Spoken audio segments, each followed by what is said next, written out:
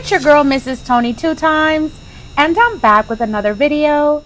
In this episode of Hood Tales, let's take it to spring of 2012 in Cleveland, Ohio, as we unravel a devastating sequence of events that shattered a lifelong bond and left two families forever scarred. But before we get into this video, don't forget to subscribe, like, and share. Turn your notifications on so you don't miss any future uploads. Stay tuned until the end to hear the whole story. All right, let's go ahead and get into it. This is the story of Kimberly Black and Sharice Swain. They weren't just friends, they were, in the truest sense, family. Sharice, affectionately known as Ree or Reese, was described by her loving family as a genuine person with a caring heart, always willing to lend a hand. She and Kimberly, both 29, had been inseparable, best friends since birth. Sharice's mother even considered Kimberly a cousin. They grew up together in Cleveland. They shared history, weaving a deep, unbreakable bond. Or so everyone thought. Kimberly, a mother of 4, had recently moved into a new home. Neighbors noted that she seemed fiercely protective of her children, one even saying she was a decent mom. But on the evening of Thursday, May 17, 2012, that beautiful history and Kimberly's stability would utterly collapse. The horrific incident began just after 9 p.m. in the driveway of Kimberly Black's home on East 125th Street. In the hours leading up to the tragedy, Kimberly and Sharice, along with 2 other women, were inside Sharice's car, which was parked in a driveway. They were drinking, listening to music, and unknowingly walking a perilous path. Prior to this, both Kimberly and Sharice had consumed cigarettes laced with PCP, a highly potent and dangerous hallucinogen. As the women sat in the car, Kimberly began plans to arrange a babysitter that night for her 4 children.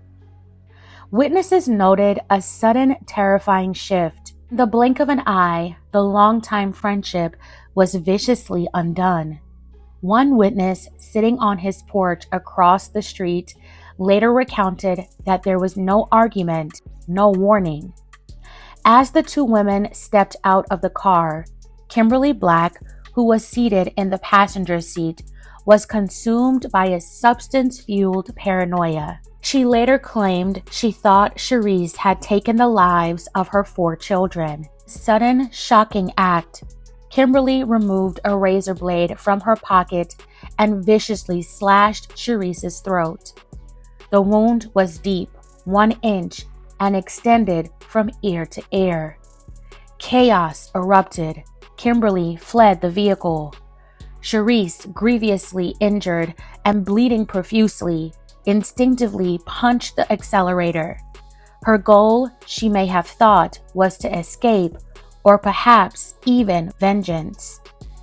One neighbor believed Sharice was trying to strike Kimberly as she fled. Instead, the vehicle careened forward directly into the path of Kimberly's toddlers, 2-year-old Kamisha Ruffin and 1-year-old Taraji Ruffin.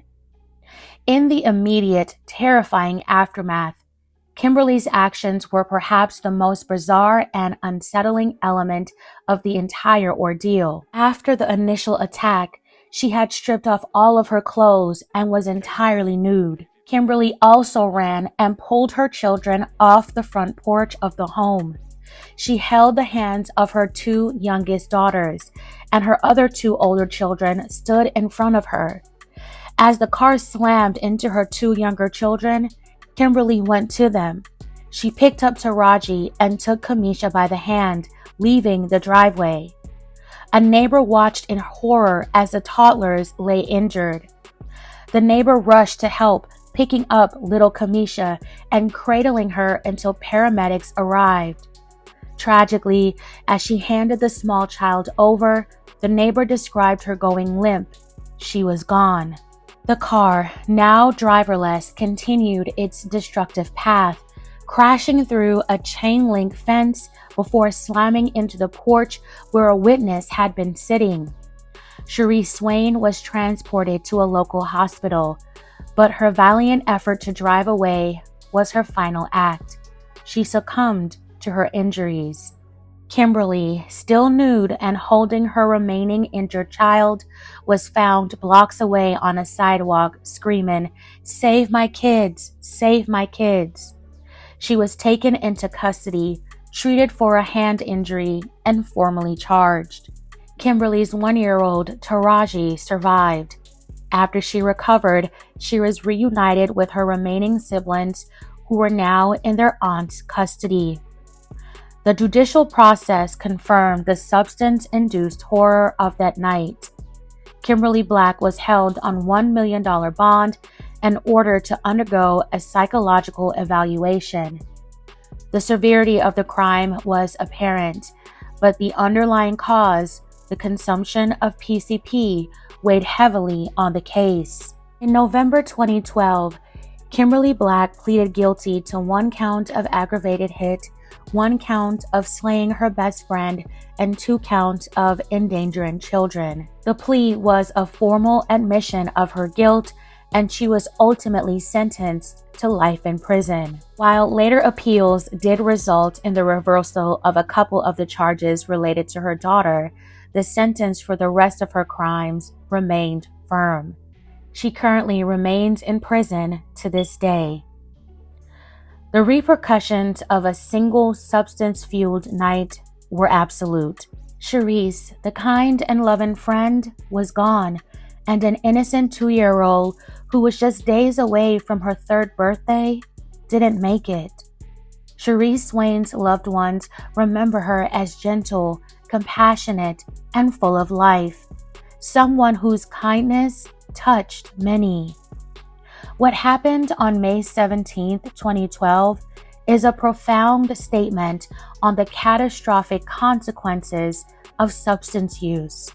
The substance not only erased Kimberly Black's moral compass, but utterly destroyed her reality, leading her to perceive her lifelong friend as a threat and her own children as figures of a delusion. The outcome is an unthinkable double tragedy. A beautiful friendship that started at birth was annihilated. Cherise Swain's life was stolen by a friend she considered family, and in the subsequent chaos, Kimberly's own child's existence was cut short. Kimberly Black now has to live the rest of her life dealing with the aftermath of her actions that left behind a wake of unimaginable grief and a stark reminder of the fragile line between reality and the chemically induced abyss. May Cherise Swain and Kamisha Ruffin continue to rest in peace. My condolences and well wishes to their families. The story of Kimberly Black and Cherise Swain serves as a haunting cautionary tale, one that reminds us how a single night, a single choice, and a single lapse in reality can change everything. 2 best friends who were once like sisters, forever separated by one devastating moment. Fam, tell me your thoughts on this tragic story in the comments below. Alright fam, that's it for this episode of Hood Tales. Thank you so much for watching. If this story moved you, consider liking and sharing. Subscribe for more stories like this and for the stories behind the headlines, because behind them all, our lives forever changed. This is your girl, Mrs. Tony 2 times. Until next time.